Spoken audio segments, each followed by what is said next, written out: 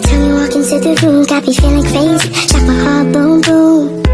Any other boy would stare, but me I look away, cause you're making me scared. Trying not to breathe, 1, 2, 3. Assalamualaikum warahmatullahi wabarakatuh. Perkenalkan, nama saya Elsa Sapitri. Saya dari kelas PAIA semester 4 tingkat 2, mata kuliah pengembangan kurikulum dengan dosen pengampu Dr. Ade Jainul Mutakin MAG.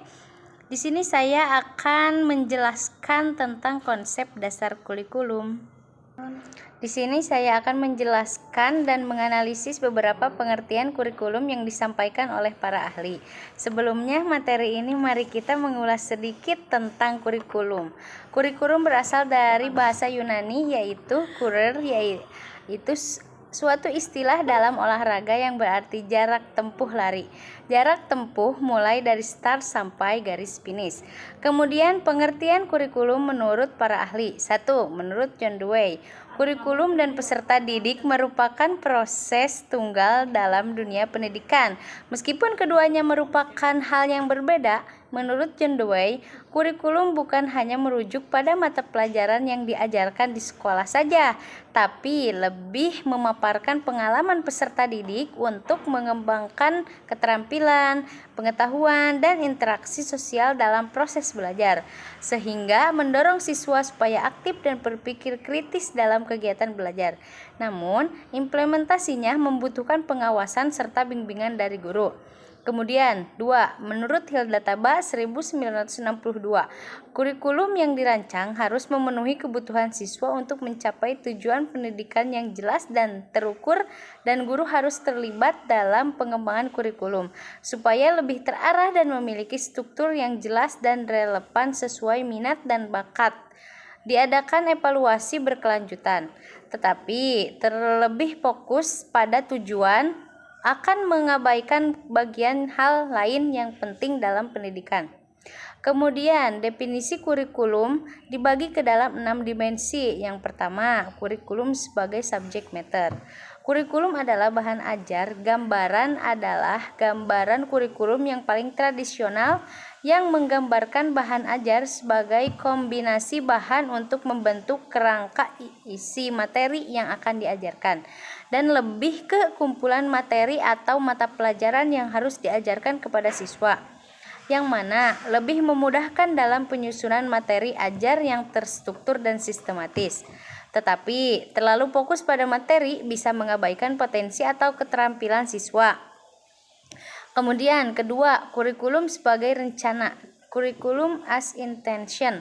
Kurikulum sebagai perencanaan atau rencana yang disusun untuk mencapai tujuan pendidikan dan sebagai paduan yang jelas bagi pendidik dalam melaksanakan proses pembelajaran. Bentuk kurikulum beranggapan bahwa segala usaha pendidik harus mengarah pada perencanaan kurikulum dengan strategi yang terarah untuk mencapai tujuan dan sasaran. Ketiga, kurikulum sebagai learning activities atau proses kurikulum sebagai serangkaian aktivitas belajar yang dilakukan oleh siswa dan lebih menekankan pada pengalaman belajar yang aktif dan partisipasif. Tetapi jangan sampai melupakan tujuan pendidikan yang jelas. Keempat, kurikulum sebagai tujuan kurikulum berfungsi untuk mencapai tujuan pendidikan yang telah ditetapkan dan memfokuskan hasil dari proses pendidikan. Dan apabila tujuan tidak realistis, terlalu ambisius, maka bisa membuat frustasi bagi guru dan siswa. Kelima, kurikulum sebagai reproduksi kultural. Kurikulum berfungsi untuk mentransmisikan nilai-nilai dan budaya dari suatu generasi ke generasi berikutnya, untuk mempertahankan warisan budaya dan identitas masyarakat, dan bisa membuat inovasi di zaman modern sebagai suatu cara dengan mengembangkan budayanya untuk memperkenalkan kepada generasi berikutnya. Keenam, kurikulum sebagai body of knowledge. Kurikulum dianggap sebagai kumpulan pengetahuan yang harus diawasi oleh siswa, sebagai dasar pengetahuan yang kuat bagi siswa, tidak hanya dengan hafalan tetapi dengan pemahaman dan implementasinya. Ketujuh, kurikulum sebagai sistem. Kurikulum dilihat sebagai sistem yang terdiri dari berbagai komponen yang saling berinteraksi, memungkinkan analisis yang lebih komprehensif terhadap proses pendidikan untuk mencapai kurikulum yang sukses. Untuk mencapai kurikulum yang sukses, maka kita harus mengetahui komponen-komponen dari kurikulum. Yang pertama, tujuan adalah merupakan komponen utama yang harus diperhatikan dalam pembangunan kurikulum. Caranya, merancang menentukan tujuan pendidikan yang terukur dan relevan dengan kebutuhan siswa, masyarakat sebagai bahan pertimbangan untuk mempertimbangkan kebutuhan siswa, konteks sosial dan perkembangan ilmu pengetahuan. Kemudian fungsi dari tujuan yaitu sebagai pedoman bagi siapapun yang terlibat dalam proses pendidikan, guru, murid, staf, orang tua dan masyarakat. Ciri-ciri dari tujuan yaitu komprehensif, konsisten, ketercapaian, kesesuaian, valid dan spesifik. 2. Isi, yaitu menyangkut semua aspek baik berhubungan dengan pengetahuan atau materi pelajaran yang biasanya tergambar pada isi yang diberikan oleh peserta didik. Caranya merancang dengan memilih materi yang sesuai dengan tujuan dan relevan dengan kehidupan siswa dengan mempertimbangkan kesesuaian kurikulum nasional, minat siswa, dan perkembangan terkini dalam bidang studi.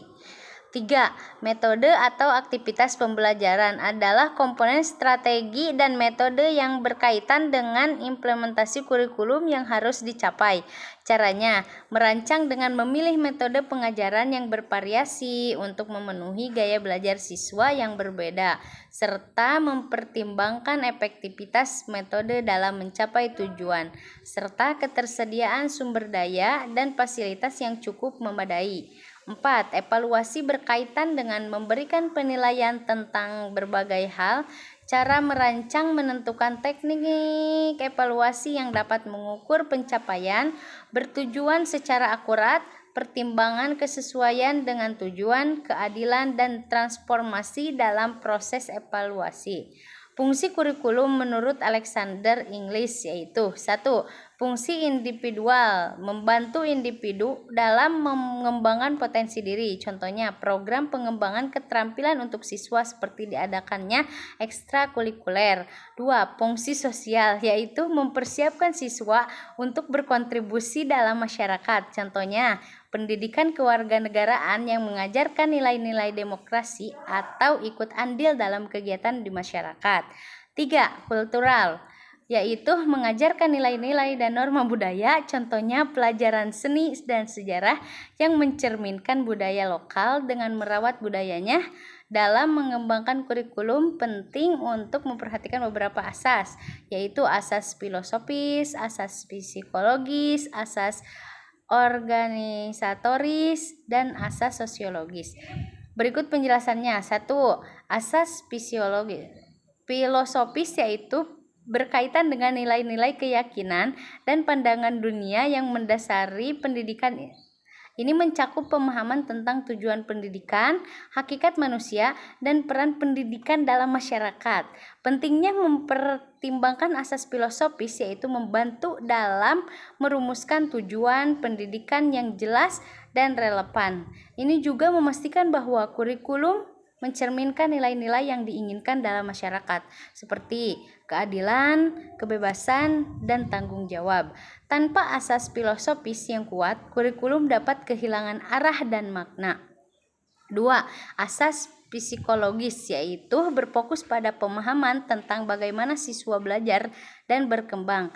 Ini mencakup teori-teori belajar, perkembangan kognitif, dan kebutuhan emosional siswa. Dengan mempertahankan asas psikologis, pengembangan kurikulum dapat merancang pengalaman belajar yang sesuai dengan tahap perkembangan siswa dan membantu menciptakan lingkungan belajar yang mendukung, memotivasi, dan memenuhi kebutuhan individual siswa. Kurikulum tidak mempertimbangkan aspek psikologis dapat mengakibatkan kebosanan, frustasi, atau bahkan kegagalan belajar. Organisatoris yaitu asas berkaitan dengan struktur dan pengelompokan kurikulum. Bagaimana kurikulum disusun, diorganisasi dan diimplementasikan dalam konteks pendidikan. Dengan memperhatikan asas ini, memastikan bahwa kurikulum dapat diimplementasikan secara efektif dan efisien. Ini mencakup pengetahuan waktu, sumber daya, dan dukungan yang diperlukan untuk pelaksanaan kurikulum.